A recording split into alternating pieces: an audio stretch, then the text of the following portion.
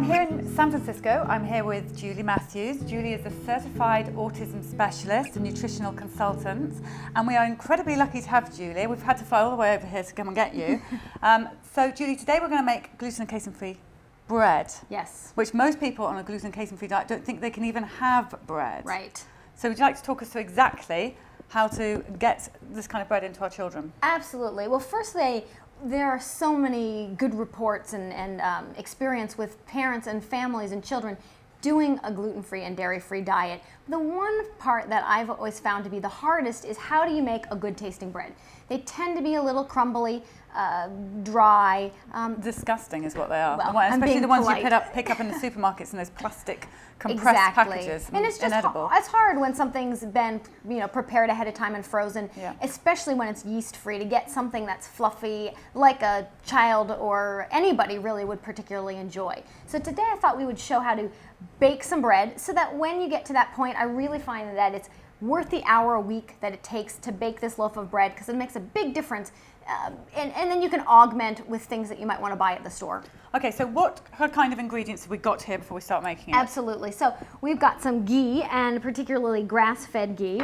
We've got some non-dairy milk, in this case hemp milk, and we've got some pastured eggs. And in this case, I'm going to do a mix because I feel that it's so much easier for people, especially when they're starting, is to start with a mix. You'll still get that really fresh bread experience, but you don't have to learn how to use all the different flours. And what a relief for some parents. I mean, when I first started the diet with my son, would have been very scared to pick that up because you're told you must do everything from scratch. So we have a nutritionist here telling us that we can go and buy a packet mix to make our lives easier. Exactly. Right. So in this case, this is Breads from Anna. It's gluten-free, dairy-free, soy-free. It's even rice-free, and it's free of all of the allergens that parents would want to be avoiding, so it's a nice. It slightly begs the question as what is in there. Right. There's some bean flours, some Montina flour, some other gluten-free flours that people might not be familiar with or be able to find really readily at the store sometimes. So.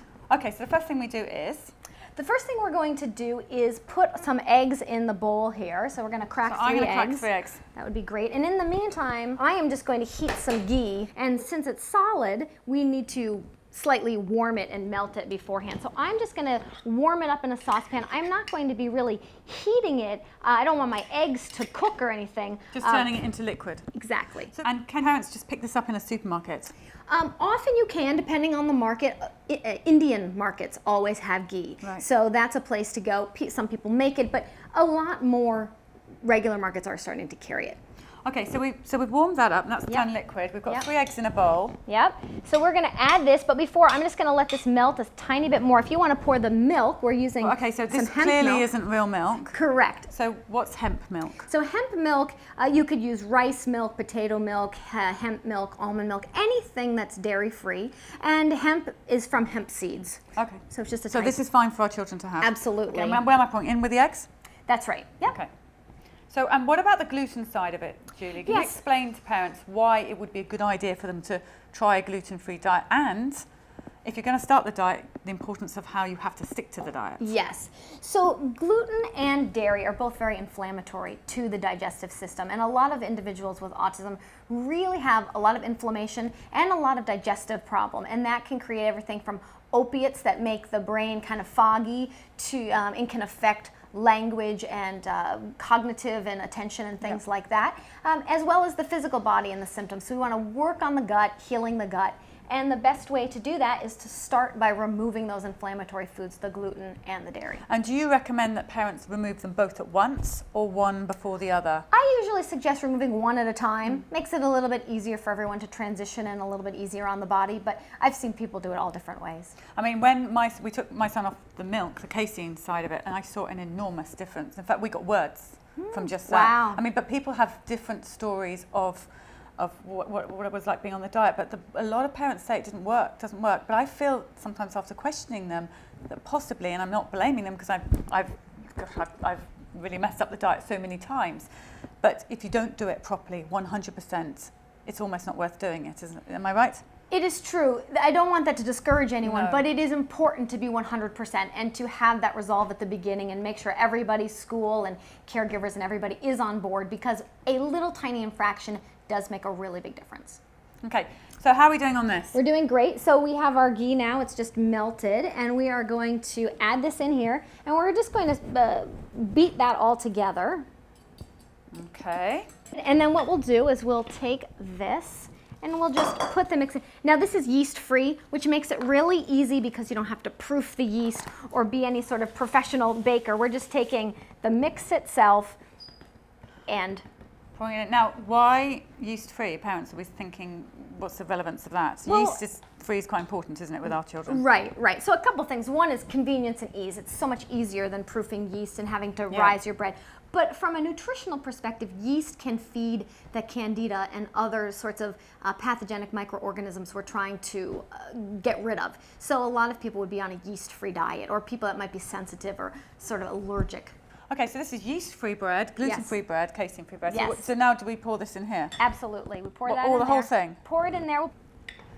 So preparation time of this is not that long, really, is it? No, it's not really. That's the one thing that's kind of nice about the mix is lots less measuring to do. So we're just going to, measure out the few ingredients, mix it together, and then we're just going to put it in the oven. So we have a pan that is oiled and floured, and now not with gluten-free flour. Gluten-free flour, yes, important point. And better to use not the mix that it comes in because there's other things in there. Just a little bit of maybe tapioca flour, rice flour, whatever you might have around that might be gluten-free. And it's fairly easy to buy gluten-free flour pretty much everywhere. Yes. It certainly is in England anyway. Yes, very easy. Most stores have a gluten-free section. Yeah. So we're going to just put this in here. And how long are we going to cook this for, Julie? This is going to cook almost 70 minutes. 70. So we need to give it a little bit of time to do its thing here. I presume that's on fairly low heat. It is on 375. And without the yeast, you don't have to wait for it to rise. You don't have to wait for it to rise. You don't have to proof the yeast, and it is just so much easier. In fact, this is so simple, and because my children are older, it's the kind of thing I could give my other son a little job to do. Could you go and make some bread for us? Yes, because you're following a mix. Absolutely, and there's no bread machine or any expensive equipment. You can just stick it right in the oven. Well, there you have it. Should we put it in the oven? Yes, let's do that. So it's going in at what temperature? 375. So it should For be 70 set. minutes. Yes. Okay. Okay, it's time to get the bread out of the oven. So this has been 70 minutes in here. Wow, Julie, look at Isn't that amazing? that. And it smells absolutely amazing. Yes, it's delicious. It's amazing how that's risen without Isn't yeast. that? I know, it's really amazing. If you have a fresh bread, I mean, look at this. So let's try some. Yes, please. Oh, that looks lovely. I'm going to cut a little bit off from there. It's absolutely piping hot. It's got a nice little kind of crusty but soft on It the inside. smells absolutely wonderful. Now we might burn ourselves. And isn't this so much different than what you get at the store? It smells amazing. Let's taste some. That's good.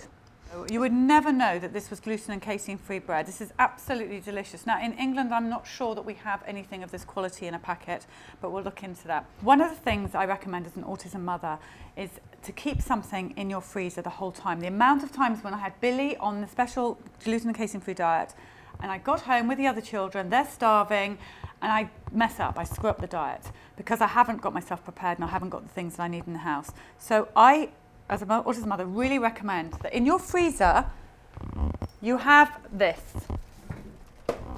Okay, now, this is made by New Life for the Americans, and the reason why this is an American show, so we can talk about this. And sadly, in England, we don't have this, but we can. There's other things that I'm sure we can look up. Look, cookies, chicken nuggets, meatballs, pizzas, all sorts of things in here in little packages like that. So if you come back late, or your children are all in the state, and you've got to cook them something quickly, this is gluten and casein-free food, and it's good. I've tasted it; it's delicious. Clearly, our nutritionist here would recommend you always cook things from scratch. Oh, when you can, of course. But it is, like you said, really nice to have it on hand. If you're going to go to grandma's or something and you want to make sure that they're not going to slip off the diet, it's great to have some foods on hand like this. And all their food is tested to be very low allergen-free products. Excellent stuff. So this is new life stuff. So just keep a box of this in your freezer. So thank you for today, Julie. Absolutely, it was fun. And if you want to get Julie's book and have a look at this has got all the recipes that we've covered in this series, and especially this bread one here. So this is all in this book, and she has another book, Nourishing Hope, as well, that you can get from her website or our website. So thank you very much, Julie. Thank you. And we'll be back next week with some more exciting recipes. We'll be hearing from Doreen, and we'll be hearing from Shannon as well. See you next week.